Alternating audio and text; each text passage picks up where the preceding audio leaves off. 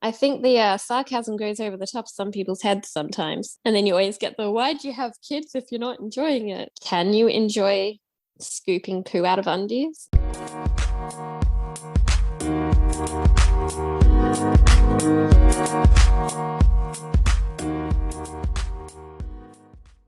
Hello and welcome to this episode of the Motherhood Made Magic podcast. I am your host, Anna Cusack. Today I am speaking with Katie Bowman. Katie is a mother to 3 girls, including fraternal twins.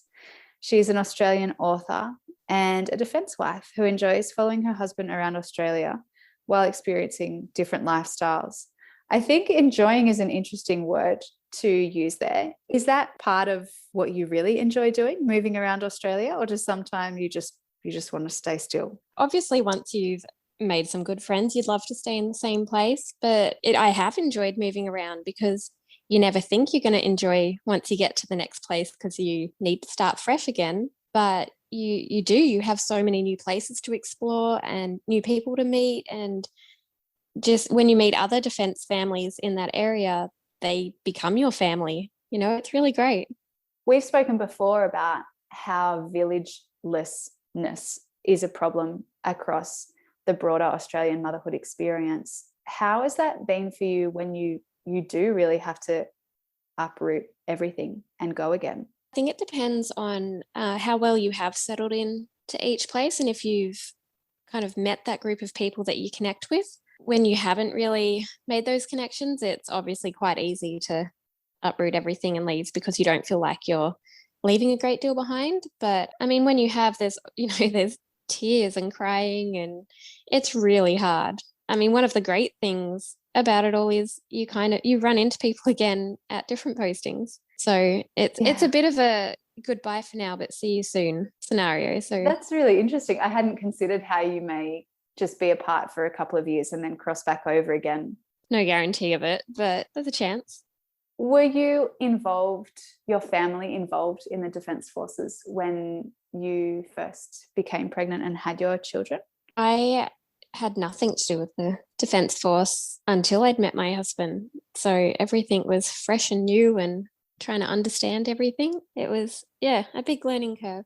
Can you tell us a bit about the early years and how perhaps being part of a Defence Force family influenced that transition to motherhood with your first daughter? In the beginning, I didn't really give any thought to it. I just figured we'd kind of, cross that bridge when we get to it. Yeah, I never really thought about it once we started having children either. I really just kind of took each obstacle as it came at me. I guess the hardest part of it that I had to learn was getting involved in all the local groups that I could to figure out the family-friendly areas and places to be involved with my daughter to try and make all the transitions a bit easier for not only myself, but for her and my other kids now too. So they didn't feel like they were lonely and saying bye to people. And that was that, trying to help them understand that you might say goodbye to this place and these friends, but look at this great new place and all these new friends that you're going to meet. Yeah, I can see how there are great opportunities, and also perhaps as they get older that you're really having to teach them about that balance between that it's okay to have sadness and grief about leaving one place, while also knowing that life is still good and that you can start again, and it opens you up to a whole new world of possibility in a new place. Yeah, and I mean, I'm probably making it sound easier than it is. It's like, it's horrible. It's so sad watching them be sad, and it's not always easy to help them see the positives because, I mean, they're little kids with big emotions. But yeah, just trying to help them navigate all of that. I feel like that's possibly been one of the hardest things with having kids and having to move around so often. When did you start writing, Katie? Either writing your books or writing your blog, whichever came first for you. My blog came first, probably like 1.5 years ago now.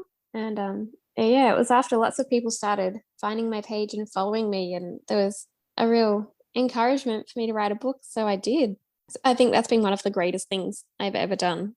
That one brings me a lot of joy. What do you think was different about the voice that you were giving?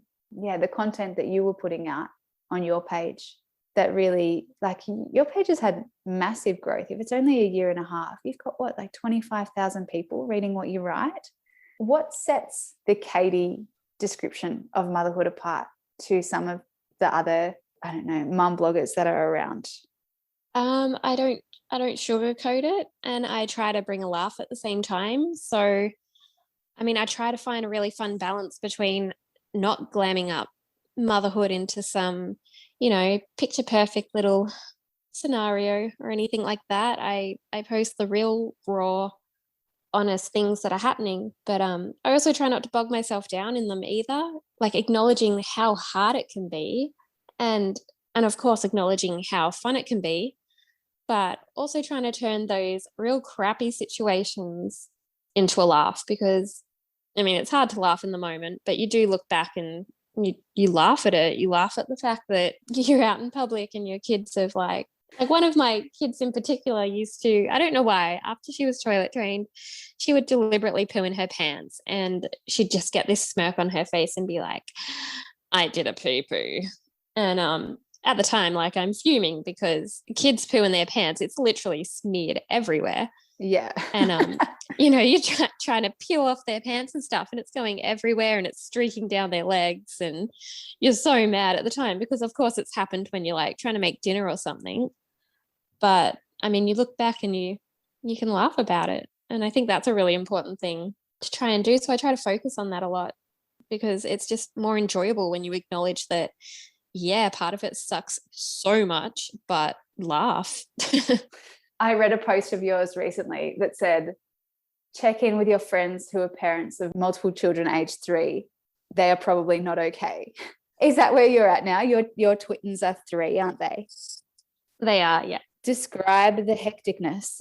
You know what? I need to find wood to like knock as I speak, but 3 has been better than 2. Okay. They're really acknowledging that they are their own person now, and they are not like each other. They have their own clothes, and God forbid one of them pulls out a shirt that belongs to the other to wear, their own toys, their own everything. It just never ends. Like there's non-stop arguing mainly about that, but it's easier than 2. 2 was a nightmare. Yeah, 2 with 2 sounds really, really full on. Oh man, I'm pretty sure I almost cried like daily. It was so crazy. Now I'm going to read out some of our posts of yours from April. Just use your imagination, listeners, and insert like some additional obscenities. It's so special to be our kids' safe place where they can release their emotions. But all in all, also, yesterday I actually got down to my kids' level, stared into their eyes and whispered, Satan, is that you? I think we can all really relate to that. Sorry, my dramatic reading is probably in a slightly different voice to what you may have envisaged. But I don't think that kind of thing is written out there. And you've mentioned before, reading books about motherhood didn't really prepare you for much more than the typical run-of-the-mill info. What stuff do you feel like would have actually helped you to know about, either first time around when you had your singleton daughter, or second time around when your twins were coming? I feel like a lot of it focuses on all the physical things that are happening, and nothing really prepares you for the emotional ride that you're going to be going on. I felt like I was constantly failing at everything, and there must be something wrong with either me or my kids, because it was meant to be this, textbook scenario that we're meant to follow along, and we weren't. There were so many struggles, mainly emotionally. I just wish there was so much more out there that said like it's okay to struggle, it's okay to have these feelings and emotions, and the real feelings that everyone feels. Doesn't mean you don't love your kids, and it doesn't mean there's nothing wrong with them, but like it's hard, and you're going to feel like you're failing, and you're going to feel like you just want to scream some days. I think it's this interesting mix, isn't it? Because we have to prepare mothers that these feelings are coming and that it's going to feel hard, but we also have to look at why it feels hard and why it feels so unsupported, and be preparing mothers for what the reality is now, but actually undoing some of that reality so that the next, the women after us don't come under these sort of pressures that we can see are just cracked. Yes, and this is one of the things why I'm continuing to write all my true feelings. I'm hoping that by the time my kids have kids, assuming they want to, I really hope there's a shift in society and how we view everything. And I hope there is so much more acceptance for mums to speak out about the hard parts, because I feel like at the moment, if you talk about the hard parts, you're ungrateful. They don't see it as someone just honestly speaking about how they feel. And it's a cry for help, that you just want to know you're not alone more than anything. I'm at that point. I'm getting at least one person each day telling me that my opinions show how ungrateful I am and how extraordinarily selfish. It's a nice one too. Yeah, it's interesting what people want to say about. Probably with a much greater following, you get a whole lot of this. Oh yeah, I've copped some good flack.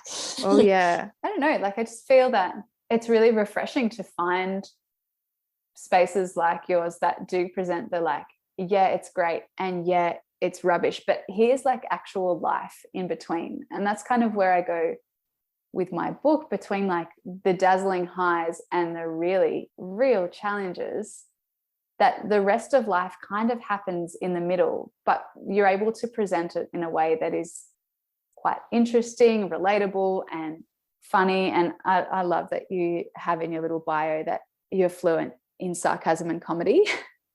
I think that really being able to have those things when you're talking about motherhood is quite a skill. It's an emotive topic. Yeah, I think the sarcasm goes over the top of some people's heads sometimes though.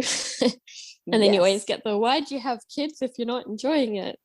Yes. And I mean, can you enjoy scooping poo out of undies? I mean, if someone can find the joy in scooping poo out of undies, then I mean, all the power to them.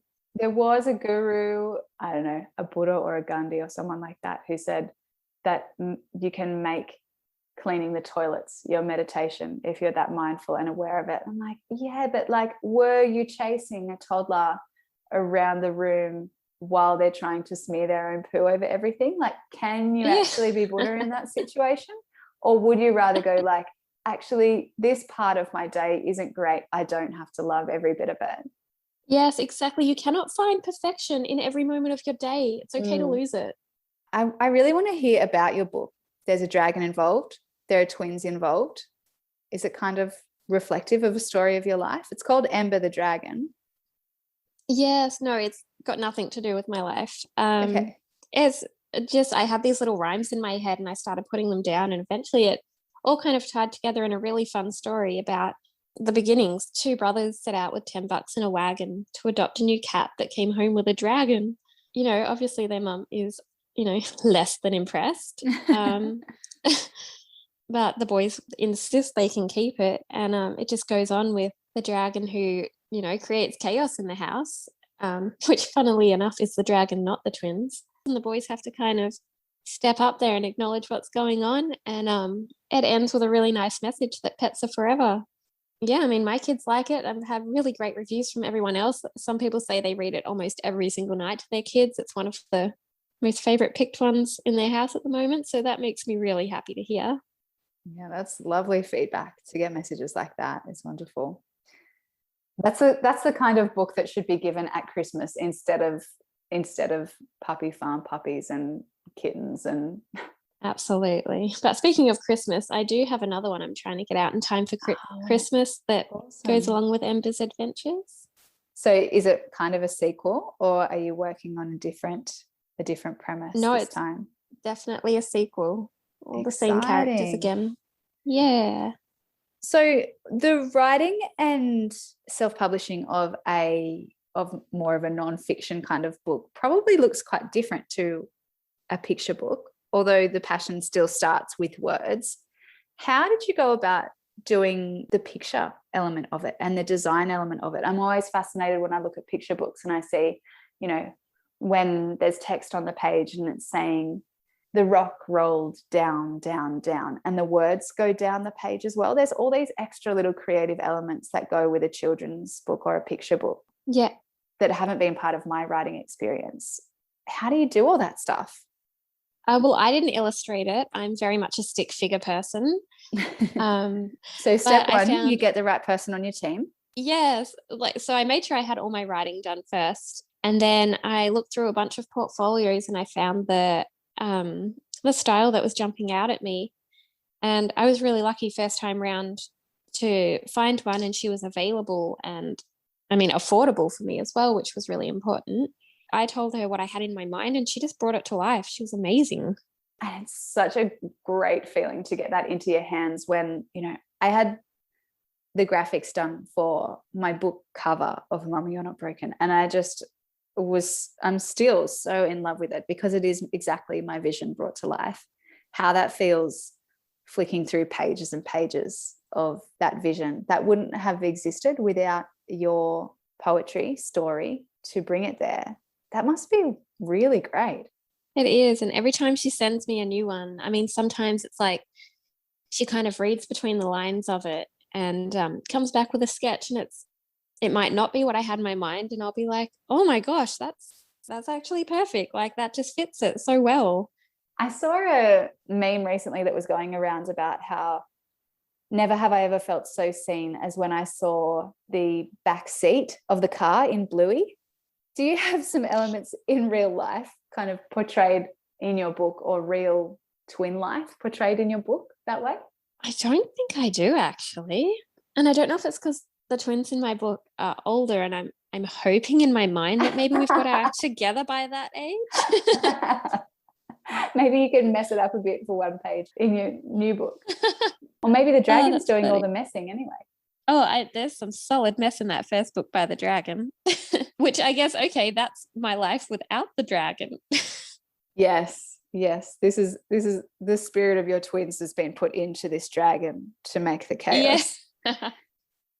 I sort of found it that as much as I was really driven to do the book, and it was related to parenting and motherhood and the experience of having kids, which, your book is a kid's book. It's kind of along the same ideas. I found that in some ways, really wanting to get it done actually made spending time with my child kind of irritating sometimes, because I wanted to be working on the thing that was dedicated to her anyway. I feel that. Yeah.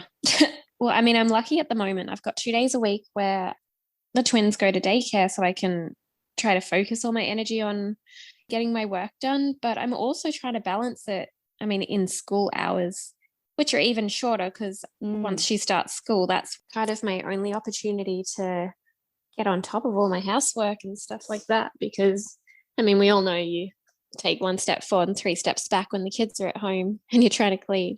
Yeah, trying to find time to write can be a real struggle. And sometimes it's nothing more than an hour on those days. But I mean, it's like the tortoise and the hare. Slowly but surely you get there. And then it's successful when you do. Yeah, that's it. You do it in a way that's sustainable and workable, and constantly renegotiating who can do what and contribute to the house in different ways. And all those things shift as your kids go through different ages too, don't they? Oh, absolutely. I mean, when I wrote the first book, we were down in Victoria, and the twins were 2. My goodness, it was an interesting year. And like they were consistently not sleeping through the night. I can't remember if they'd started daycare or not. But I mean, I was writing at like 2 a.m. after I'd settled them back to sleep or something. Like that's when I was finding my little pockets of time to write. So really, this feels a lot easier. Yeah, there's a book by Elizabeth Gilbert who wrote Eat, Pray, Love called Big Magic. The page that I read yesterday was about people always manage to find that 10 minutes to meet up with a lover if they're really infatuated, even if they don't have time to do the other things that are less important to them in that day. And you just really invent time whenever you feel that it's going to fuel you instead of deplete you. Because sometimes I find that it is a day that I have an hour or a 2-hour period to myself, and they're the days that I have the least inspiration, and all I can do is like lay down. Yes, I feel that so deeply.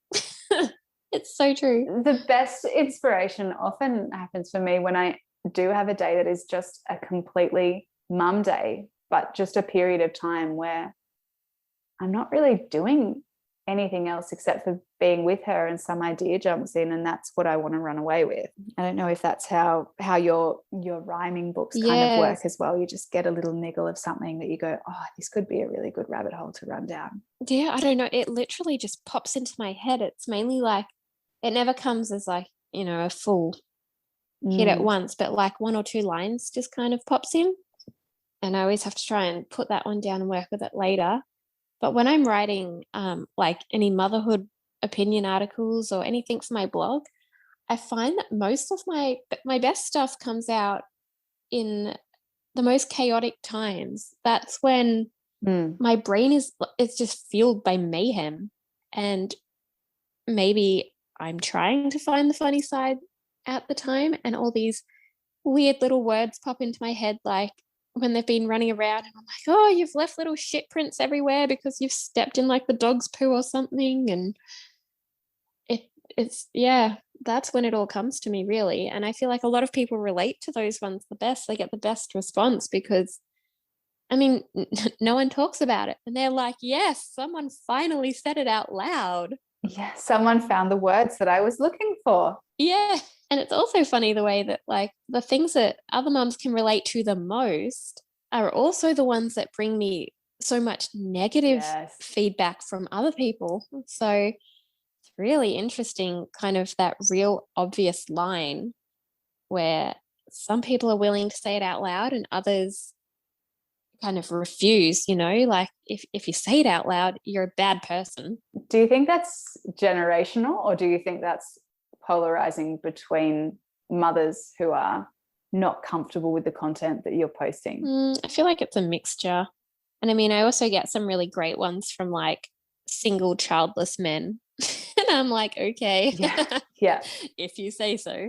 I always feel like if you don't agree with me, like I'm not actually forcing you to read it. I'm not standing up in front of you preaching. Like, you're welcome just to go and read something else. Exactly. Yeah. But I mean, they like to have their 2 cents, and that's okay.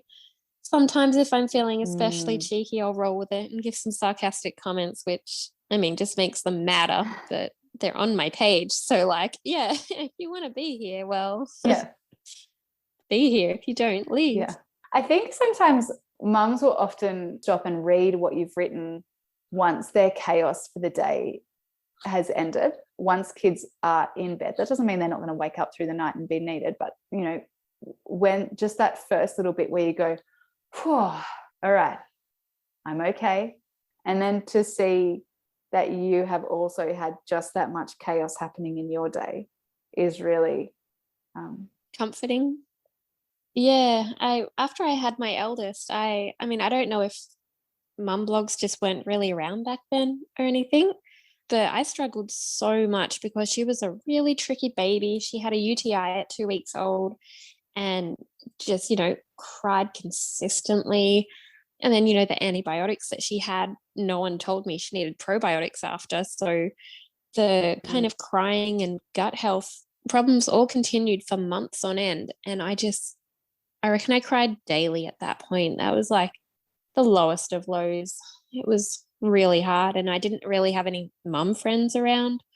I feel like I could have definitely benefited from finding a place online that was a bit of a safe place to read and know that I wasn't alone. It really does give you a boost. I really hope that other people find that on my page. And some days it feels like you're just writing out to the wind to no one. But if we keep writing and doing things that are for ourselves first, the people who need to hear it will find us one way or another. Yeah, exactly. And it just grows and grows. Exactly. And the conversation changes and morphs. And the conversation now is different to how it was 6-7 years ago. Yeah, I reckon so too. It's just getting bit by bit. I think having social media means that these conversations morph much more quickly than a generational shift. Like, the difference between, say, my generation and my mum's generation, I feel there's that much difference again between me at 30 and my niece at 15. Like, I think everything's just condensing into shorter periods of time. And I hope that we're both contributing to bring this conversation along, so that it's not even different by the time our daughters come, but different in 5-10 years from now. Yeah, I hope so too. I mean, men get to come home and talk about how hard work was, and it's all, adoring fans. Oh, he works so hard. But God forbid a mum say that she had the day from hell as well, because that's not allowed. It's really great to see it all shifting. I'm so happy to be in that space with you and happy that you have been able to join me today here. Where can we find you to read your personal blog, to read your children's book? So on Facebook under the page name Katie B. I believe it's facebook.com/@livingmyfamilylife. You can find it that way as well. Yep. Probably the best way, to find me. Great. And from there, then you link to the website where you can buy Ember the Dragon as well. Thank you so much for taking the time to chat with me today. And I will see you online again soon. Brilliant. Thanks so much for having me. Thanks for listening. I hope you love this episode as much as I loved recording it. If you wish, you can subscribe and leave a 5-star rating on your podcast platform. And if you love my work, please be sure to follow along with me on social media at Anna Cusack Postpartum on Instagram and Facebook, and grab my book from www.annacusack.com.au/book. Until next time, bye.